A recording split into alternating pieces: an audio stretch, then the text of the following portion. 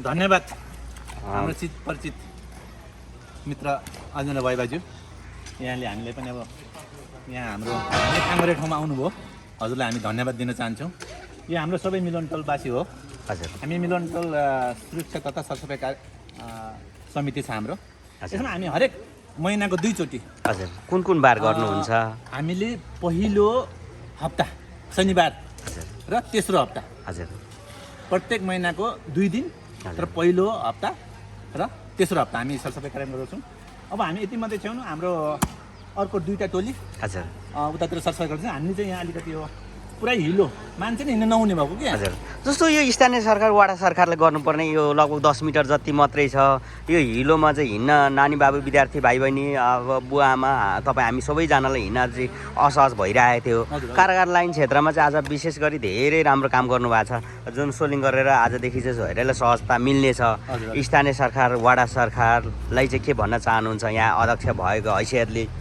अब यसमा म के भन्न चाहन्छु भने यो यहाँदेखि त्यहाँसम्म पिच छ, त्यहाँदेखि उता पनि पिच छ, यहाँ बिचमा अलिकति भएन। हजुर, यो चाहिँ किन यस्तो भएको भन्ने कुरा चाहिँ उहाँहरू नै आएर स्पष्टीकरण दिनुभयो भने राम्रो हुन्छ। म किन दिनु भएन भने चाहिँ भन्दिनँ। हजुर, किनभने उहाँले पनि देखिराख्नु भएको छ। हरेक हामीले अर्को जुन हाम्रो न्युज हामीले दिइराखेका छौँ होइन, उहाँले हेर्नु भएको छ छैन, अब त्यो हामी हेर्नुहोस् चाहिँ भन्छौँ होइन। हजुर, हेर्नु होला भन्न चाहन्छु। तपाईँहरू चाहिँ उहाँहरूसँग नजिक हुनुहुन्न कि के छ त? बजेट त धेरै ठाउँमा उहाँको कार्यकर्ताहरूलाई चाहिँ दिइराखेको नि पाइन्छ होइन। यो त बजार क्षेत्रमा यो फेरि नगरपालिका 1 पनि पर्छ, 4 पनि पर्छ, यहीँनिर पक्की बाटो छ होइन, यहाँनिर 10 मिटर जति गरेको छैन। तपाईँहरू चाहिँ उहाँसँग नजिक हुनुहुन्न कि के छ त? अलिकति यस विषयमा पनि जानकारी दिनुहोस् न। उहाँ अहिले त सिस्टम यस्तै छ कि नजिक हुनुपर्छ कि राम्रै मात्रै भनिराख्नुपर्छ अनि मात्रै बजेट पर्छ। तपाईँहरू चाहिँ त्यो सिस्टममा छिर्नु भएको छैन कि के छ त? होइन, त्यही भएर कि क्या, हामी त विशुद्ध पार्टी बिनाको। हजुर, हामी कुनै पार्टीमा छैन, हामी अब पार्टीमा हामी आबद्ध पनि छैनौँ। हजुर, अब उहाँहरूले त्यही भएर हामीले यो नहेर्नु भएको कि भन्ने कुरा। अब पहिला कति फोहोर थियो, हामीले यो अस्तिदेखि हामीले यो समिति गठन गरेर हामीले पुरा सफा गऱ्यौँ। हजुर, तर एउटा कुरा हामीले के गर्नु चाहिँ पर्छ भने हामीले लाइटको लागि नगर प्रमुखज्यूले त्यो चाहिँ दिनुभएको छ। अब जुन सडक बत्तीको लागि कतिवटा दिने 12वटा दिनुभएको छ। हजुर, 12वटामा कुन क्षेत्रमा लाउनु हुने?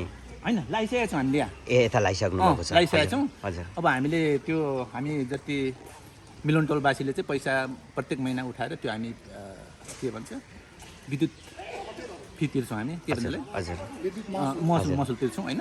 अब हामीलाई अझै आवश्यकता 4-5 वटा जति छ, त्यो पनि अब सायद दिनुहुन्छ होला भन्ने हामीले आशा राख्छौँ। हजुर, होइन, अब त यो बाटो चाहिँ उहाँहरूले यो अब देखेपछि अलिकति भए पनि बजेट दिनुहुन्छ कि भन्ने हामी आशा गर्छौँ। हजुर, अन्त्यमा के भन्न चाहनुहुन्छ? जुन यो विभेदकारी जुन करहरू धेरैलाई लाइन्छ होइन, कर त सबैलाई लाइन्छ, तर विकास निर्माण चाहिँ यहाँ विभेदकारी गरिन्छ यहाँनिर पाँचथर जिल्लाको हकमा।